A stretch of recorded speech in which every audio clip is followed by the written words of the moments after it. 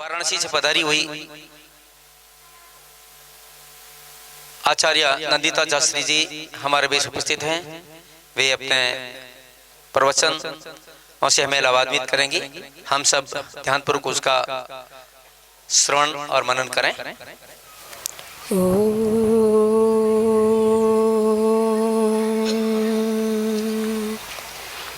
अर्चत प्रार्चता नरः प्रिय मेधासो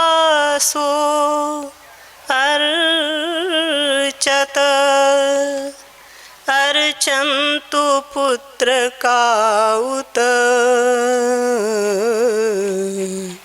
पुरं न धृष्ण्वर्चत। ॐ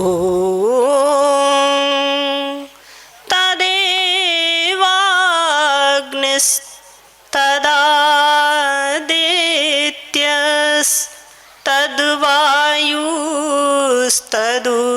चन्द्रमाः तदेव शुक्रं तद्ब्रह्म ता आपः स प्रजापतिः।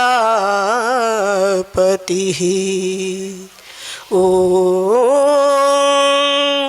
अग्ने नय सुपथा राये अस्मान् विश्वानि देववयुनानि विद्वान् युयोध्यस्मात् जुहुराणमेनो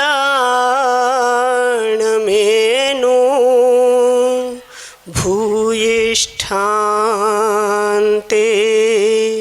नम उक्तिं विधेम। ॐ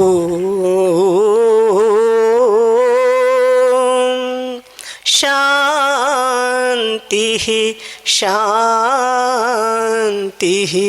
शान्तिः।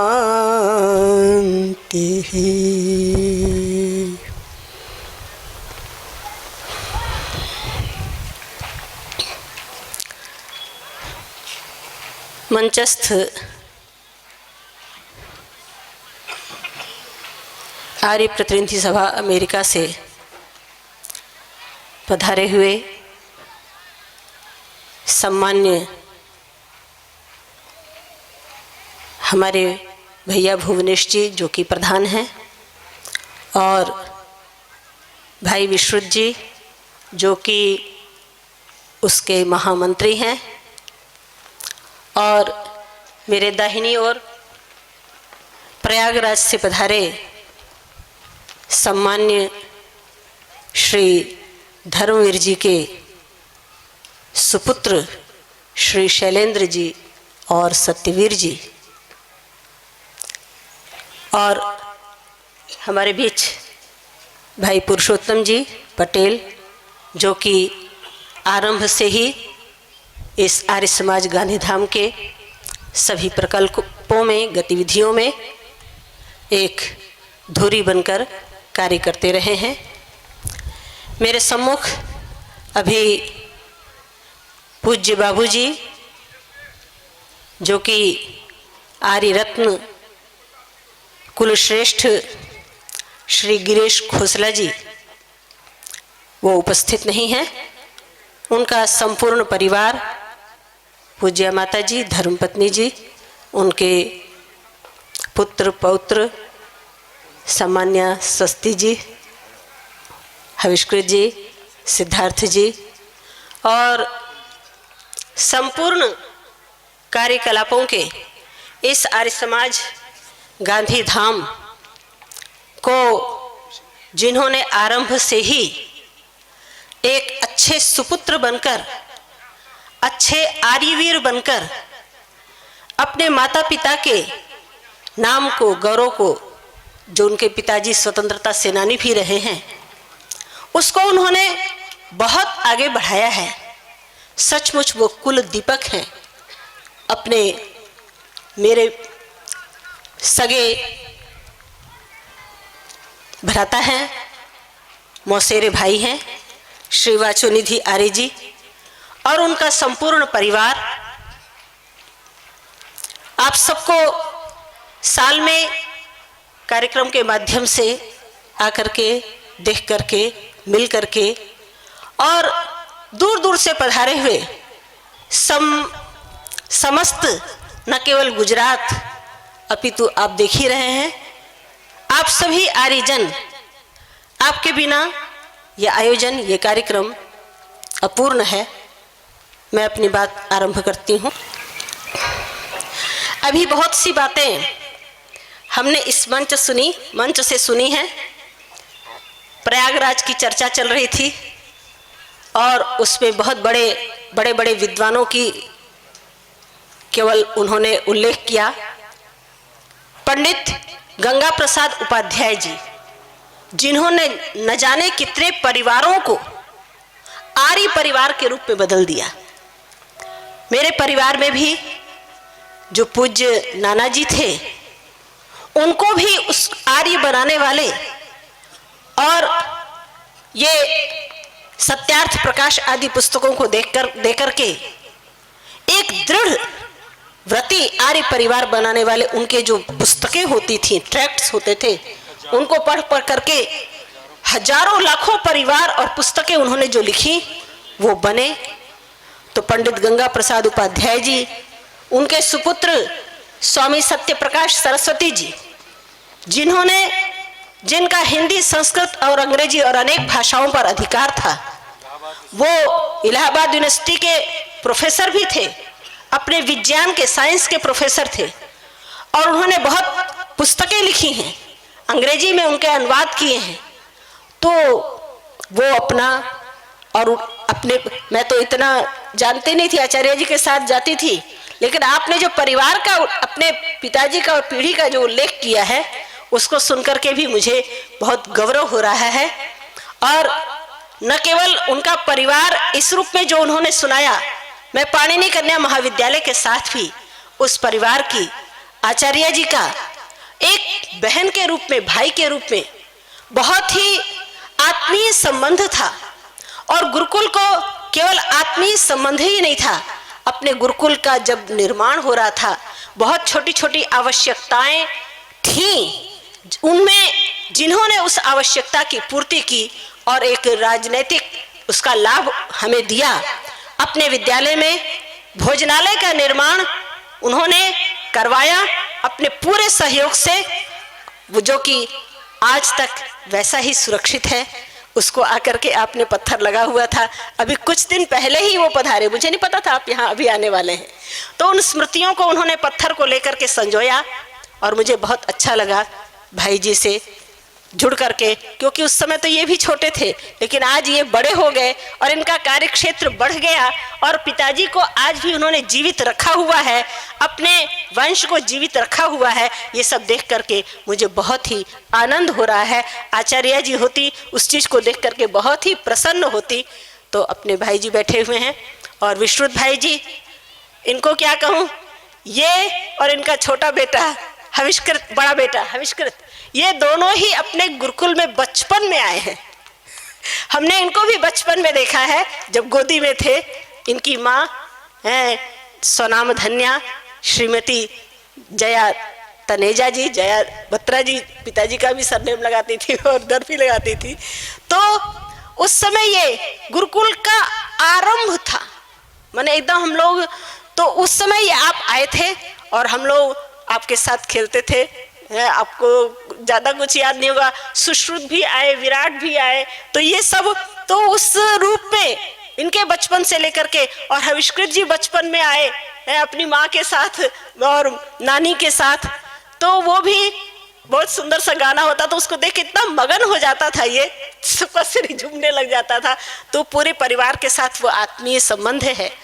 और अपने भुवनेश खोसला जी के बारे में क्या कहूँ, उनका भी जो वंशावली मैंने पहली बार जाना, जब वाचोनिधि जी ने उसको छापा, इतना आत्मगौरव हुआ कि न केवल वो, अभी तो पूरे परिवार से, पीढ़ी से, तो जब तक हमारी जैसे कि पितरः पितामहः प्रपितामहः है, न केवल पिता, पितामह, दादा, परदादा, ये सब जब रहते हैं तो वो कहीं ना कहीं जमीन बहुत दृढ़ होती है, मजबूत होती है। तो उन्होंने गुरुकुल देहरादून और कहाँ से जुड़े हुए गुरुकुल की स्थापना की और ये सब जान करके बहुत ही प्रसन्नता हुई। मैंने वाचोनिधि जी को लिखा, आपने बहुत अच्छा किया इसको छाप करके अपने आमंत्रण के बीच में लोगों को जानकारी तो हो हम किसको सम्मानित कर रहे हैं। मुझे ये बात थोड़ी सी अच्छी नहीं लगी कि पहला अधिकार अमेरिका का है, क्योंकि उन्होंने वहां आर्य प्रतिनिधि सभा की स्थापना की, आर्य समाज की स्थापना की।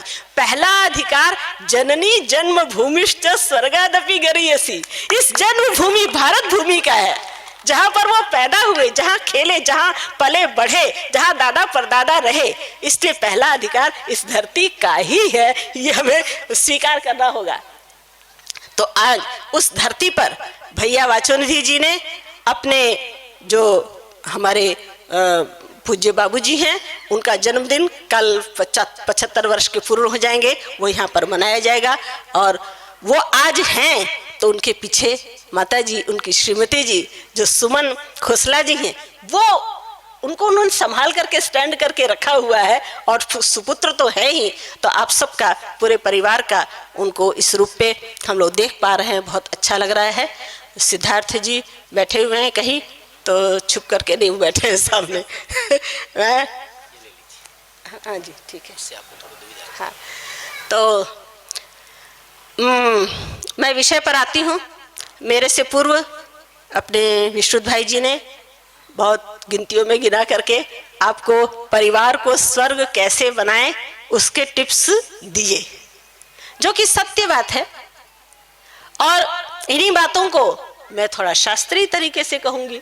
बातें तो वही हैं, संस्कार चाहिए ही चाहिए, स्वाध्याय करना आवश्यक है, और आपको सेवा, सत्संग, सर्वशक्तिमान और समर्पण, ये सब चीजें अति आवश्यक है जीवन में।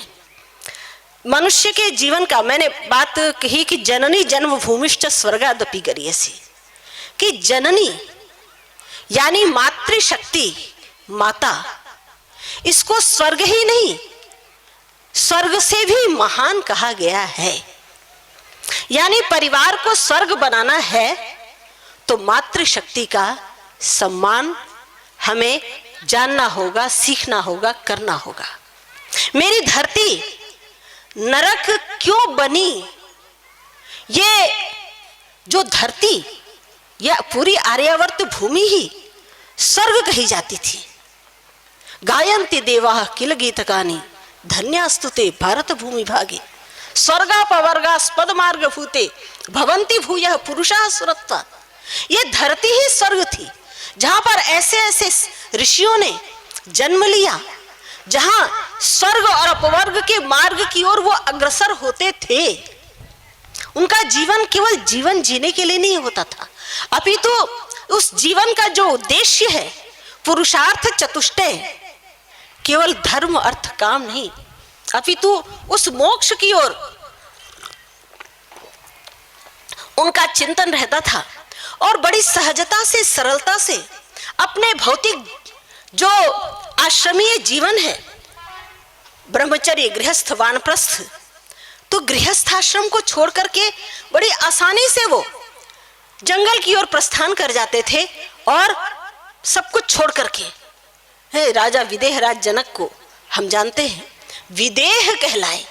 इस शरीर को धारण करके भी वो विदेह की उपाधि को उन्होंने प्राप्त किया। क्यों?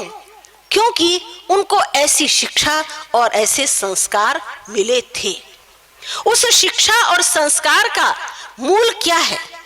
माता तो है ही, लेकिन जो 16 संस्कारों की बात की जा रही थी, 16 संस्कारों में जो आरंभिक संस्कार हैं उनको छोड़ दें, उसके बाद जहां से जीवन का आरंभ होता है वो गुरुकुलीय शिक्षा, वो बहुत महत्वपूर्ण है, जो मनुष्य के जीवन को सर्वांगीण बनाती है। पहले हमारे देश में गुरुकुलीय शिक्षा, हर घर के, महर्षि देवदयानंद ने लिखा कि हमारे यहाँ ये राज नियम था कि प्रत्येक 5 वर्ष का, 8 वर्ष का बालक बालिका, केवल बालक नहीं बालिका भी, ये गुरुकुलों में इनको भेजा जाता था।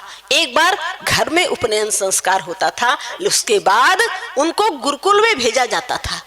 गुरुकुल में उनका निर्माण होता था 8 वर्ष की अवस्था में, और फिर उस गुरुकुल में जाकर के उसके बाद उनका पुनः घर जाना तब होता था जब वो पूरी शिक्षा को प्राप्त कर लेते थे। यानी बीच में आजकल गुरुकुलों की अवस्था भी बहुत बिगड़ गई है। उसका कारण यही है कि प्रतिवर्ष सामान्य विद्यालयों की तरह और छात्रावासों की तरह वो भी घर जाते हैं, और घर जा करके जो गुरुकुलीय शिक्षा और वहां दोनों में बहुत फर्क हो जाता है। बाहरी जीवन जो चकाचौंध का जीवन है, जो आधुनिक मशीनी जो युग है उसका जो जीवन है, एक बार मोबाइल हाथ में आ गया, स्मार्टफोन हाथ में आ गया, उसके बाद बच्चा गुरुकुलीय जीवन क्यों जीना चाहेगा? वो तो सोचता है कि ये स्मार्टफोन ही मेरा सबसे बड़ा गुरु है और इससे बढ़कर के मुझे अब क्या चाहिए। आचार्य जी हमें किस भट्टी में तपाना चाहती हैं, वो सब उनके लिए बहुत जबरदस्ती होता है। हम लोगों तक ये था कि हमने अपने ब्रह्मचर्य जीवन में, यानी जब तक संपूर्ण शिक्षा प्राप्त की, हम घर नहीं गए। और वो समय ऐसा था जिस समय पत्राचार और फोन का भी कोई हिसाब किताब नहीं था, कोई पत्राचार नहीं होते थे, कोई फोन नहीं होते थे। आज तो बच्चे आते हर महीने, उनके माता पिता फोन उनको चाहिए और हमें भी अलाउ करना पड़ता है।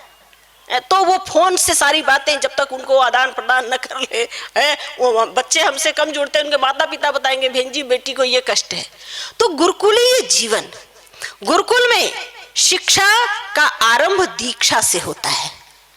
शिक्षा का आरंभ दीक्षा से होता है, और वो दीक्षा संस्कार के माध्यम से किया जाता था।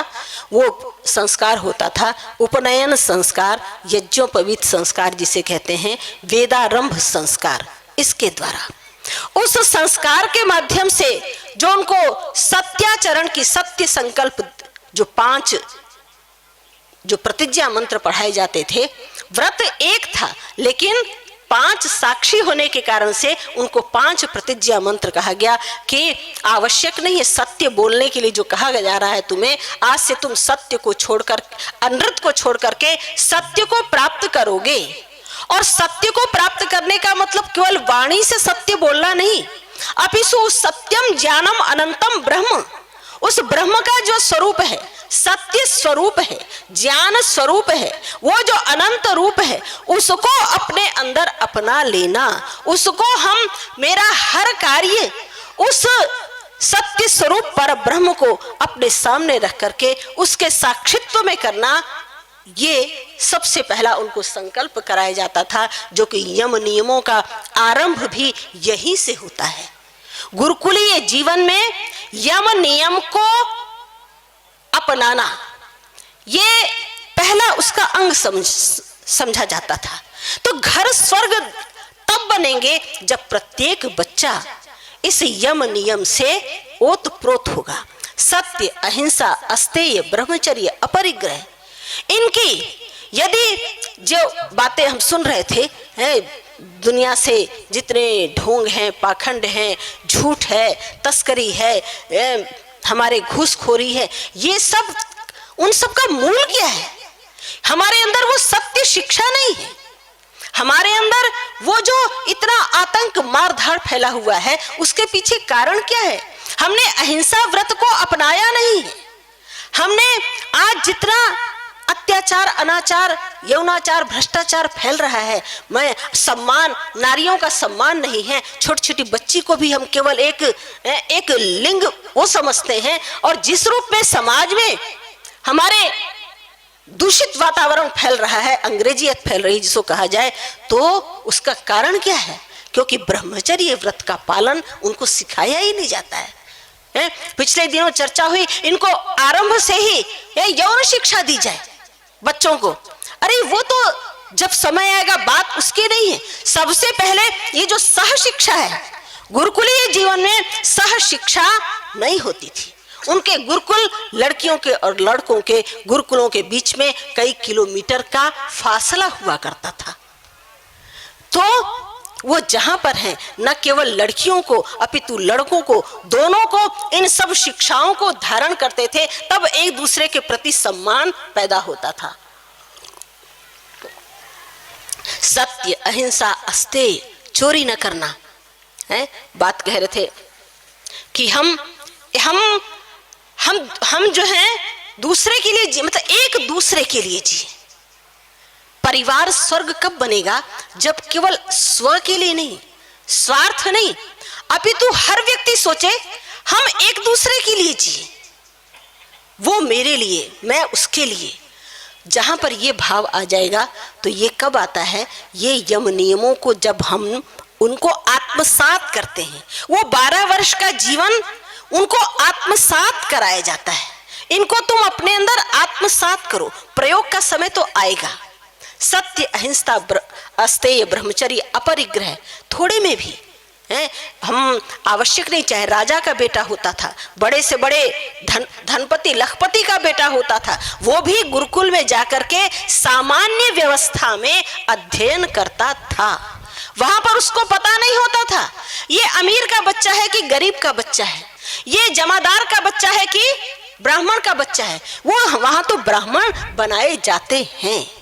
वो जो शिक्षा दी जाती थी, जिसने अपने जीवन में अध्ययन, अध्यापन, पठन, पाठन, वेद को अपना जीवन बना लिया, उसकी शिक्षा को उसके अनुसार वही उसने अपने जीवन का व्रत कर लिया, वो ब्राह्मण होता था। और जिसने अपने जीवन का व्रत राष्ट्र की रक्षा, देश की रक्षा को अपना प्रधान बना लेता था, वो क्षत्रिय हो जाया करता था। और जो राष्ट्र के संवर्धन में, राष्ट्र की भौतिक सुख समृद्धि के संवर्धन की सारी शिक्षाओं को प्राप्त करने के बाद अपने जीवन को उसमें लगाता था, वो वैश्य हुआ करता था। और जो ये नहीं कर सकते थे, वो बड़ों के संरक्षण में पलते हुए, उनकी आज्ञा का पालन करते हुए सेवा भाव से अपना जीवन अपनाते थे, वे शूद्र कहलाते थे। कोई छोटा नहीं था, कोई बड़ा नहीं था, सबको सत्य, अस्तेय, ब्रह्मचर्य, अपरिग्रह का पालन तो करना ही था।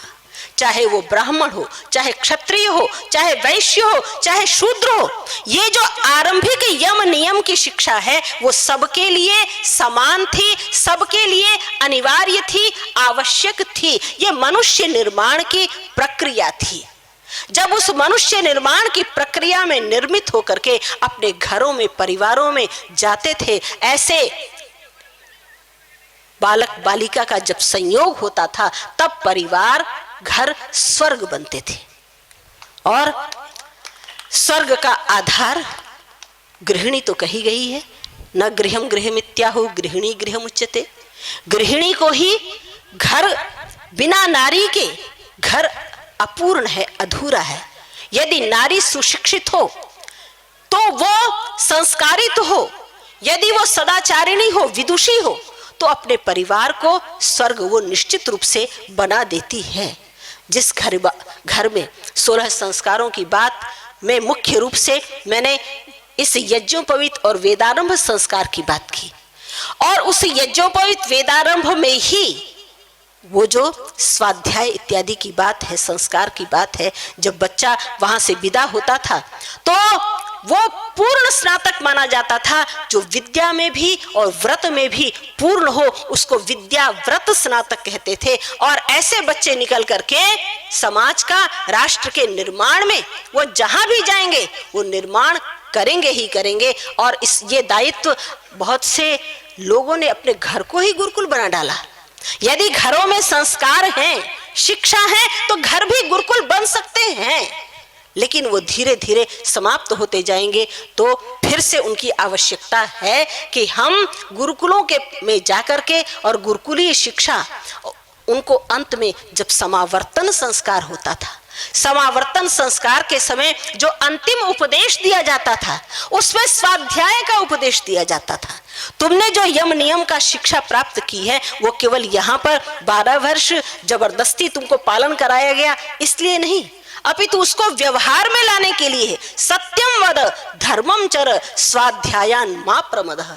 सच बोलना अपने जीवन में, अपने गृहस्थ जीवन में, पति पत्नी के बीच में, बच्चों के साथ और जो आस पड़ोस हैं, जहां भी मेरा कार्य क्षेत्र है, वहां पर सत्य का व्यवहार करना। और जहां पर सत्य का व्यवहार होता है वो परिवार जन्म से आर्य होते हैं, क्योंकि आर्य वही होते हैं जो व्रती हो, जिनके अंदर एक व्रत है, सबसे बड़ा व्रत सत्य व्रत है। जिन्होंने अपने जीवन में व्रत को अपनाया है, सत्य को अपनाया है, वे आर्य हैं। और आर्य घर से, माता पिता की कोख से वो जन्म लेते हैं, जिनके माता पिता आर्य होते हैं। तब वो कहे जाते हैं अनुव्रतः पितुः पुत्रो मात्रा भवतु सम्मनाः जायापत्ये मधुमतीं वाचम वदतु शांतिवान्। कि पुत्र कैसा हो? पुत्र वही, सत्पुत्र वही है जो अपने पिता का अनुव्रती हो। जहां पर पंच महायज्ञ घर में होते हों, आरंभ से ही बच्चों को अपनी गोद में बिठा करके जहां पर संध्या सिखाई जाती हो, संध्या के मंत्रों का पाठ होता हो, गोद में बिठा करके ध्यान किया जाता हो, ये परिवार ऐसे ही है। मेरे अगल बगल जो बैठे हुए हैं, और आप में से भी बहुत से परिवार ऐसे हैं कि जहां पर बच्चे गोद में बैठ करके संध्या के मंत्रों का, हवन के मंत्रों का उन्होंने उच्चारण सीखा है, उन्होंने अपने जीवन के कर्तव्य को समझा है। तो पंच महायज्ञ गृहस्थ का मूल आधार है। ये पंच महायज्ञ प्रतिदिन ब्रह्म यज्ञ संध्योपासना करना, जिसके लिए कह रहे थे सर्वशक्तिमान, तो वो ब्रह्म यज्ञ, उससे अपने आप को, उस सर्वशक्तिमान से अपने आप को शक्तिमान बनाना। केवल भोजन से, मेवे खाने से, माल खाने से ही मनुष्य शक्तिमान नहीं बनता है। वो सारे शक्तिमान से पहलवानी आप कर सकते हैं, लेकिन जिस शक्ति की आवश्यकता है, आत्मशक्ति की आवश्यकता, और शरीर के शक्ति को सही समय पर उपयोग करना। कई बार सामने को देख करके व्यक्ति पछाड़ खा जाता है, कितना भी शरीर से हृष्ट पुष्ट हो। तो आत्मवान बनना, आत्मबल तेज से युक्त होना, ये कब होता है? जब परमात्मा की गोद में हम उपस्थान करते हैं, उसकी गोद में बैठते हैं, ब्रह्म यज्ञ करते हैं। तब मैं सुषाष्टमे सुदिनष्टमे यज्ञेन कल्पन्ताम्, मेरी प्रत्येक उषा सुषा बन जाती है। हम उस मंगलमयी उषा का, कितने मंत्र हैं वेद के जिसमें उषा का वर्णन है, और महर्षि देवदयानंद ने कमाल कर दिया उन उषा के मंत्रों का, जिसमें उस उषा का प्राकृतिक वर्णन था, उसको उन्होंने नारी परक घटा दिया, वाचक लुप्तोपमा अलंकार बना करके, कि इसमें वाचक लुप्तोपमा अलंकार है, जो वाचक है वो लुप्त है, और उपमा के द्वारा नारी का वर्णन है। ऐसी नारी जो उषा की तरह चमकती, तेजस्विनी, सबको प्रेरणा देती हुई आगे बढ़ती है, तो सबका जीवन स्वर्ग बनने की ओर अग्रसर हो जाता है। तो जिसका उषा काल अमृत होता है, उसका दिन तो अमृत होगा ही होगा। मेरा प्रतिदिन केवल रात्रि नहीं शिव संकल्प से युक्त हो। रात्रि में शयन करें, शिव संकल्प के मंत्रों का पाठ करते हैं, तो शिव संकल्प के मंत्रों का, मन को पवित्र करने का मंत्र का जो हम पढ़ के देख करके सोते हैं, जिन विचारों में से सोते हैं, ये सत्य है। प्रातः काल उठते ही वही विचार मेरे मन में आते हैं। तो प्रातः काल उठते ही अच्छे विचार आए, इसके लिए आवश्यक है कि हम उन शिव संकल्प के मंत्रों का पाठ करते हुए शयन करें। ये सत्य है। जीवन में कई बार होता है कि हम बहुत सी दुविधाओं से, संघर्षों से, उन्हीं को सोचते सोते हैं। कुछ घटनाएं ऐसी होती हैं, उनको सोचते हुए सोते हैं, तो प्रातःकाल मेरे दिमाग में फिर से वही घटना ही मेरे दिमाग में आती है। तो किसी भी तरह उसको निकाल करके, जो टीवी देखते देखते सोते हैं, तो उनके दिमाग में भी, अगर मेरे दिमाग में वो घटना प्रातःकाल उठ करके वही आती है, तो उन टीवी देखने वालों के दिमाग में वही घटना प्रातःकाल नहीं आएगी, ये संभव नहीं है। तो मेरा प्रातःकाल सुषा बने, सुदिन बने। घर स्वर्ग तब बनेगा जब हम रात्रि शयन करते समय महर्षि देवदयानंद ने जो गृहस्थ आश्रम की जो पूरी परिपाटी एक संस्कार विधि नाम से पुस्तक लिख करके उन्होंने पूरी दिनचर्या जो बताई है, जब उसका पालन करते हैं, जब रात्रि मेरी तन में मन शिव संकल्पम अस्तु से जिसका मूल शिव संकल्प से युक्त होगा, तो प्रातः काल तो सुदिन होगा ही होगा। हम प्रातः काल जब उन बातों को भूल करके परमेश्वर के गोद में उपस्थान करते हुए बच्चों को सिखाते हैं, घरों में गायत्री मंत्र बोल करके सो, ओम का जप करते हुए सो, शिव संकल्प मंत्रों का पाठ करते हुए सो, ऐसे बच्चे जब प्रातः काल उठेंगे तो उनके मन में जो विचार उत्पन्न होंगे वे ही घर को स्वर्ग बनाएंगे, वे ही परिवार को निश्चित रूप से स्वर्ग बनाएंगे। और बच्चों के मुख से मंत्रों का उच्चारण हो। ये मंत्र केवल मंत्र नहीं है, केवल संस्कृत का कोई वाक्य नहीं है, अभी तो इन मंत्रों, इनको मंत्र ही कहते हैं। मंत्र क्यों कहते हैं? विचार, उनके अंदर विचार है। और उन विचारों पर जो कहा जा रहा था कि श्रवण मनन निदिध्यासन, कि उन पर हम मनन करें। मंत्र ऐसे ही हैं जिन पर मनन करें, मनन करते जाएं, मनन करते जाएं, हमको अंतिम लक्ष्य तक वो पहुंचा देगा। किसी भी मंत्र पर विचार करें, क्योंकि जीवन का लक्ष्य है, अंतिम लक्ष्य उस स्व मोक्ष सुख को, स्व का अर्थ क्या है? उस मोक्षानंद को जो प्राप्त करा दे, वो वही तो स्वर्ग है। तो मोक्षानंद आज तो किसी को पता ही नहीं है कि मोक्ष भी कोई चीज होती है। आज की हमारी शिक्षा में मोक्ष भी कोई चीज है, ये जीवन किसी और के लिए है, हमारे कुछ आत्मा की उन्नति के लिए है, ये पता ही नहीं है उनको। वो तो केवल शरीर के लिए जी रहे हैं, और कैसे मुझे नौकरी मिल जाए, कैसे मैं आगे का मेरा भौतिक जीवन बहुत उन्नत हो जाए, सुख समृद्धि से युक्त हो जाए, इसके अलावा उनको पता ही नहीं है। आज के बच्चों का, इसमें कहेंगे बच्चों का दोष नहीं है, शायद ये वैदिक संस्कृति रक्षा रथ इस प्रकार के इसके निर्माण में, लोगों को संदेश देने में ये कामयाब हो सके। ऐसे रथ हमारे नगर नगर में बने, आज बहुत आवश्यकता है इसकी, जिनके माध्यम से अपनी वैदिक संस्कृति का, वैदिक विचारों का प्रचार प्रसार हो। ऐसे आर्यवीर दल की, ऐसे आर्य वीरांगना दलों की आवश्यकता है कि उनको मूलभूत, जिस समय बच्चा है वो, जिस समय वो युवक हो रहा है, उसी समय उनको ये ज्ञान दिया जाए, ये विचार उनको दिया जाए। आज हमारे परिवार विच्छिन्न हो रहे हैं। संयुक्त परिवार, घर स्वर्ग तब बनेगा जब परिवार संयुक्त होंगे। केवल मैं, हम दो, हमारे दो, और बस दो तीन की बात करेंगे तो नहीं। पितर पितामह प्रपितामह जहां एक छत के नीचे रहते होंगे, बच्चे माँ बाप से कम सीखते हैं, दादा दादी नाना नानी से ज्यादा सीखते हैं, क्योंकि उनका जो ममत्व है, माता पिता के पास तो कई बार समय नहीं होता है, भागम भाग की जिंदगी होती है, लेकिन दादा दादी के पास अब वो बैठे हैं घर में, वो उनके पास समय है, और बच्चे बड़े प्रेम से, स्नेह से उनकी गोद में पलते हैं। तो पितामह की आवश्यकता है, प्रपितामहों की आवश्यकता है, और वो पदे पदे जिस हर बात के लिए हम डॉक्टर के पास जाते हैं, जिस हर बात के लिए हम बाहर की अपेक्षा रखते हैं कि वो मुझे बताएगा, वो सिखाएगा, तो उसको बड़ी आसानी से हम जब संयुक्त परिवार में रहते हैं, एकता में आबद्ध रहते हैं, एकता के सूत्र में आबद्ध रहते हैं, तो हमारे परिवार बहुत सहजता से स्नेह के वातावरण में, जो बच्चों को चाहिए, हम बच्चों को मोबाइल देकर के चुप करा देते हैं, तो किसी तरह इसका रोना बंद हो जाए। बच्चा मोबाइल की कुछ तरकीबें देख करके उसी में मगन हो जा रहा है, टीवी चला देते हैं, कार्टून चला देते हैं, बच्चों को किसी तरह ये चुप रहें, रोए ना। रोए ना केवल ये उद्देश्य नहीं है, अपितु उनको संस्कारित करना ये उद्देश्य है। बच्चों को कथाएं सुनाती थी दादा दादी नाना नानी, आज उनकी आवश्यकता है।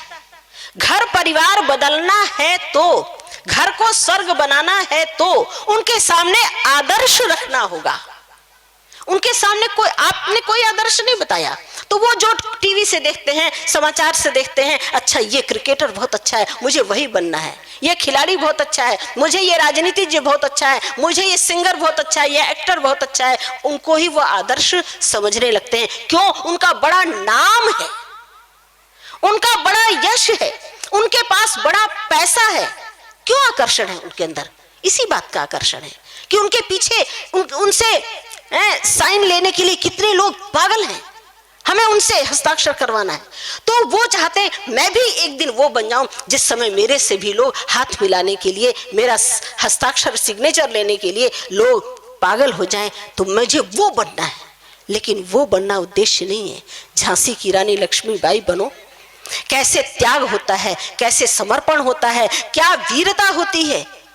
भगत सिंह को शहीद, चंद्रशेखर आजाद, अपने स्वामी श्रद्धानंद जी, क्या उनका जीवन था। गुरुकुल खोलते समय उन्होंने, जब गुरुकुल खोला और गुरुकुल को आवश्यकता थी, उन्होंने अपना संपूर्ण संपत्ति, घर द्वार, सब कुछ गुरुकुल के नाम कर दिया। और बच्चों को सामने, 2 बेटे थे, उनके सामने वो लिखित पत्र उनको दिया, क्या तुम इसको स्वीकार करते हो? अपने पिता के पुत्र थे उन्होंने कहा ये सब तो हम कर ही चुके हैं, आप मुझे इसमें साइन करने की बात क्यों कह रहे हैं, मेरी स्वीकृति की बात क्यों कह रहे हैं? ये तो सत्य है, हमारा जीवन समाज के लिए है, राष्ट्र के लिए है, गुरुकुल के लिए है, जिससे एक से एक धरोहरों का निर्माण हो, एक से एक आदर्श जीवन का निर्माण हो, जिसके पीछे चलने वाली दुनिया हो, समाज हो, राष्ट्र हो। तो ऐसे त्यागी तपस्वी, जब माता पिता त्यागी होते थे, माता पिता तपस्वी होते थे, तो संतान भी उस राह पर चलने के लिए तैयार होती थी। आज अगर मैं इस स्थान पर हूं तो उसके पीछे मेरी मौसी कारण है, जो आजीवन ब्रह्मचारिणी रह करके उन्होंने देश की, राष्ट्र की कन्याओं को, जो महर्षि देव दयानंद ने स्वप्न देखा था कि कन्याएं विदुषी बने, कन्याएं ही राष्ट्र की, परिवार की धुरी हैं, उनके अंदर वैदिक शिक्षा आए, सत्य शिक्षा आए, वो ढोंग पाखंड से दूर हों। अपने गुरुवर से उन्होंने वैदिक ज्ञान को प्राप्त करके, और जो नाना जी थे हमारे, वो बताती थी आचार्य जी कि वो कहा करते थे, एक बार मेरे घर में ये वैदिक संस्कृति आ जाए, फिर मैं उसे जाने नहीं दूंगा। और आचार्य जी ने उसके लिए आजीवन ब्रह्मचारिणी रह करके दोनों बहनों ने, और उनके जो भ्राता थे अपने डॉक्टर सुद्युम्नाचार्य जी, जो कि आज राष्ट्रपति पुरस्कार प्राप्त हैं, वो उन्होंने जो त्याग और समर्पण किया है, उनको देख करके ही हमने भी अपना जीवन, कि अगर उनका जीवन इतना महनीय हो सकता है, यदि उनको अपने जीवन में यश प्राप्त हो सकता है, यश उनको भी मिल रहा है, नाम उनके भी बज रहे हैं और नाम हमारी आचार्य जी का भी बच रहा है, लेकिन दोनों के कार्य अलग अलग हो सकते हैं। मेरे लिए आदर्श मेरी आचार्य जी थी, मेरी मौसी थी, तो अपने माता पिता के संस्कार बच्चों के अंदर आते हैं। उनके त्याग, उनका तप, उनका समर्पण, वो कार्य आता है, तो बच्चों का निर्माण ही माता पिता का पूरी तत्परता, पूरी लगन, जो हमारे वैदिक जो पद्धति है, जिस क्रम से उसको अपनाना अति आवश्यक है, जहां यज्ञोपवीत की अत्यंत आवश्यकता है, वहीं पर गर्भाधान, जिस समय गर्भ में हम आत्मा का आवाहन करते हैं, वेद कहता है यज्ञो गर्भ, कि गर्भ में आत्मा का सुसंस्कारी आत्मा का आवाहन करना, वो भी एक यज्ञ है। जब उसको यज्ञ अपनाते हैं, यज्ञ के रूप में आरंभ ही यज्ञ से होता है, तब वो से स्वर्ग बन सकती है। तो इस छोटी इकाई परिवार को बनाना ये बहुत महत्वपूर्ण है। और इन्हीं चिंताओं को, ये चिंता कौन करता है? आर्य समाज करता है, और किसी को चिंता नहीं है। लोग कहानी सुना करके, कथा सुना करके, तालियां बजवा करके और उससे पैसा अर्जित करके, यश अर्जित करके, और बड़े बड़े अपने मठ बना करके, आश्रम बना करके आनंद कर रहे हैं, आनंद का जीवन जी रहे हैं। वो हैं आश्रम में रहते हैं, लेकिन पूरी सुख सुविधाएं भौतिक उनके पास हमसे ज्यादा होती हैं, तो उन सुख सुविधाओं को अर्जित कर रहे हैं। लेकिन ये स्वर्ग धाम की चिंता, मनुष्य की कैसे संस्कारित करना है, ये चिंता यदि किसी को है तो वो आर्य समाज को है। और महर्षि दयानंद के स्वप्नों को जो साकार करना अपने जीवन का उद्देश्य समझते हैं, उनका है। तो आर्य समाज ने बहुत बड़ा पीड़ा उठाया है, और वो उसकी देन जो हम भूल चुके थे, महर्षि देव दयानंद की कृपा से फिर से वेदों की ओर लौटो। हम वेद को, वैदिक संस्कारों को, वेद के स्वाध्याय के द्वारा नारियों को कितना अपमानित किया गया। जो घर की धुरी थी केवल श्लोक रह गए, मनुस्मृति के श्लोक वो भी भूल चुके थे। महर्षि देव दयानंद की कृपा से वो मुख पे चढ़ गए, हमारे आर्यों के मुख पर चढ़े हुए हैं, और हमसे सुनकर के औरों के मुख पर चढ़े हुए हैं, लेकिन उनको हम भूल गए थे। यत्र नार्यस्तु पूज्यन्ते रमन्ते तत्र देवता, यत्रैतास्तु न पूज्यन्ते सर्वास्तत्र फलः क्रिया, कि जहां नारियों का सम्मान होता है वहां देवों का वास होता है। ये धरती, ये पुण्यमयी धरती, पुण्य श्लोका धरती, ये नरक बनी। यहां पर हिंसा का प्रचार प्रसार हुआ, वाम मार्ग जैसे इनका प्रचलन हुआ, जहां पर मद्य मांस मुद्रा मैथुन इन सबको लोगों ने अपने, और उसी के माध्यम से मोक्ष को प्राप्त कर रहे हैं। पीतवा खटम पीतवा, पीते जाओ पी करके एकदम मदहोश होकर के जब गिर जाए तो मान लो मोक्ष को प्राप्त हो गए। ऐसी सोच जिस धरती पर अज्ञानता का, घोर अज्ञानता का, अंधकार का युग इस देश में आ गया था, चारवाक, वाम मार्ग और जो है कुचक्र हमारे आज भी अंदर से जो खोखला कर रहे हैं, लोगों को विधर्मी बना रहे हैं, इंसान नहीं बना रहे हैं, उनको विधर्मी बना रहे हैं। इंसान बनाने की यदि किसी को चिंता है तो वो अपने आर्य समाज को है, हिंदू धर्म को है, बाकियों को नहीं है। उनको तो केवल अपने जैसे हम आतंकवादी तैयार कर लें, अपने जैसे केवल अपनी संख्या बढ़ा लें, ये उनका उद्देश्य है। लेकिन हमें बहुत चिंतित होने की हर दृष्टि से आवश्यकता है। बड़े कुचक्र के साथ परिवार नियोजन आरंभ हुआ। ये भी बहुत बड़ी कुचक्र था कि हिंदुओं की संख्या को कैसे कम कर दिया जाए, और उनके लिए कोई लगाम नहीं है। वो 10-10, 20-20 जितने चाहे पैदा करें, संख्या कैसे बढ़ी। वो अल्पसंख्यक से बहुसंख्यक की ओर अग्रसर हो रहे हैं, और हम अल्पसंख्यक होने की ओर अग्रसर हो गए हैं। तो उसका कारण हमारे अपने ही, वो अपनों के सगे न हो करके अपितु दूसरों के। हम तो सबको, सब धर्म एक है, सर्वधर्म स्वभाव को ही अपना, हमारा धरती स्वर्ग बन जाएगी यदि हम सबको समान मानते हैं। समान मानने की बात नहीं, संगच्छध्वम, मिल करके गति करें, संवदध्वम, मिल करके हमारी एक वाणी निकले। ये नहीं कि सब धर्म सब कौन से हैं? धर्म तो एक ही है, जो वैदिक धर्म है, जो वैदिक आचार विचार है। धर्म कोई 10, 20, 30, 150 नहीं है।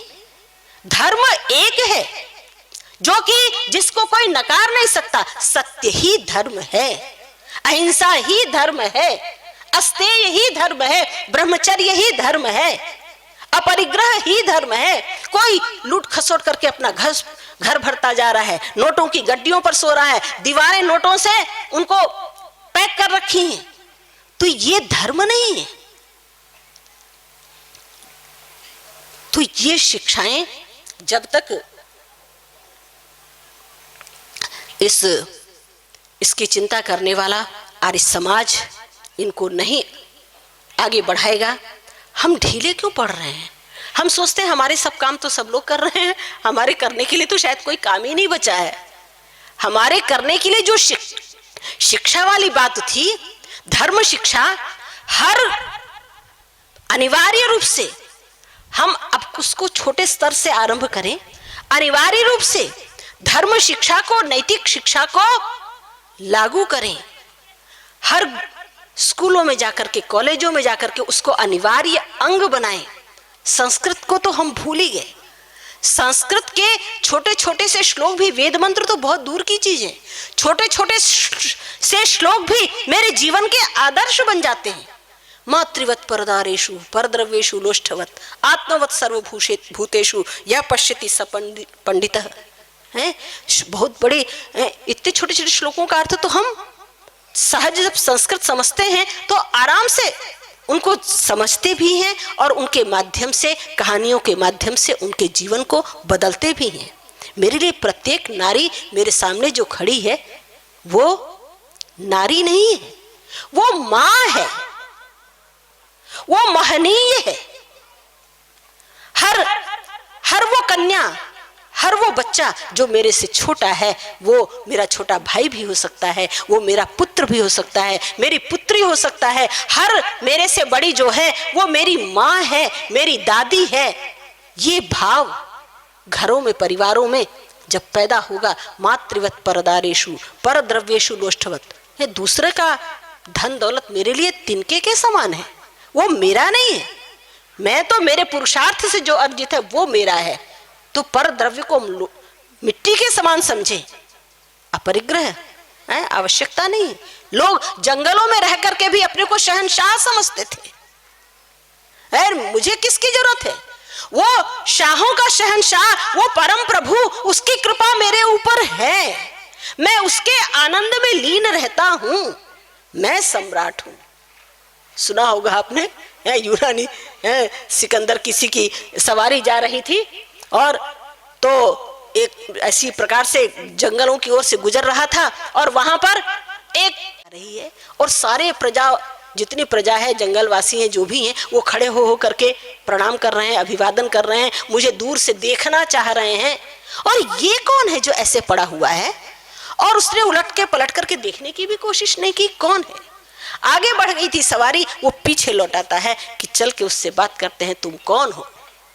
उससे पूछा तुम कौन हो? तो कहता मैं सम्राट हूं। उसने कहा तुम सम्राट हो?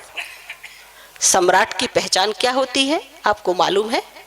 सम्राट वो होता है जिसके साथ दास दासियां होते हैं, नौकर चाकर होते हैं, जिसके साथ धन दौलत होती है, धन समृद्धि होती है, जिसके साथ अंगरक्षक होते हैं, शस्त्र से लैस, कहीं सेना होती है, कहीं पर भी जाते हैं राजनेता, उनके साथ 2-4 अंगरक्षक 10-20-100-1000 वो चलते हैं। तो उनको कहा जाता है हाँ भाई हमारे राजनेता आए। और सम्राट की तो बात ही कुछ और है, तुम कहां से सम्राट हो सकते हो? उसने कहा सम्राट आप बात करते हैं नौकरों की, अंगरक्षकों की, धन दौलत की, मुझे इनकी कोई आवश्यकता नहीं है। मुझे दास दासियों की क्या आवश्यकता है? परमेश्वर ने ये 10 इंद्रियां दी हैं, अंतःकरण दिया है, मैं अपना हर कार्य अपने हाथ से कर सकता हूं, अपने कहीं भी दौड़ करके छलांग लगा करके भाग सकता हूं। मैंने योगाभ्यास किया है, मैं अणिमा गरिमा लघिमा सबको जानता हूं, मैं यहाँ बैठे बैठे ही इस पार की उस पार की चीज को देख सकता हूं, जान सकता हूं। मुझे आपके धन दौलत, आपके नौकर चाकरों की आवश्यकता नहीं है। और कहते अंगरक्षक की उसको आवश्यकता है जिसके शत्रु हो।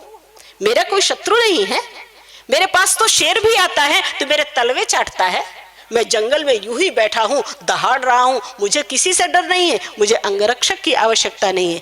तीसरी बात आप धन दौलत की करते हैं, अरे जिसका पिता है सारी दुनिया का धन धान्य का मालिक है, वो परम पिता परम प्रभु, वो मेरा पिता है और पिता की दौलत मेरी ही तो है, पुत्र की ही तो होती है। मैं उस पिता का पुत्र हूं तो सम्राट मैं हूं, तुम नहीं हो सकते, तुमको तो इनकी आवश्यकता है।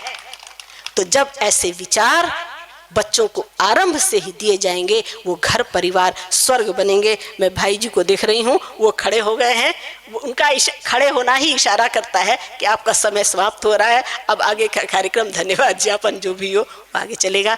मैं आप सबका बहुत बहुत धन्यवाद करती हूँ, आपने मुझे ध्यान से सुना। ओम शांति।